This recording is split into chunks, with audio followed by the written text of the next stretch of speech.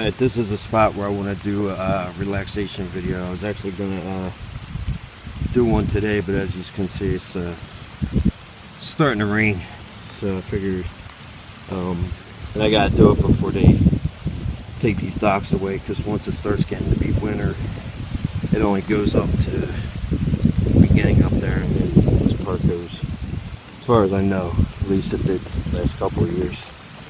But yeah, so I want to try to set it up the edge here, and then just like record over there for like maybe an hour or so at some point, maybe sometime this week, during a weekday though, because weekends will be people taking their boats out and stuff. So I almost missed the Cooper's Hall when I was walking. It's over in that way. It flew off. But rain actually feels good. It's not real hot temperature wise, but to me it still feels very humid. So anyways, look in the future for relaxation video to come from this area.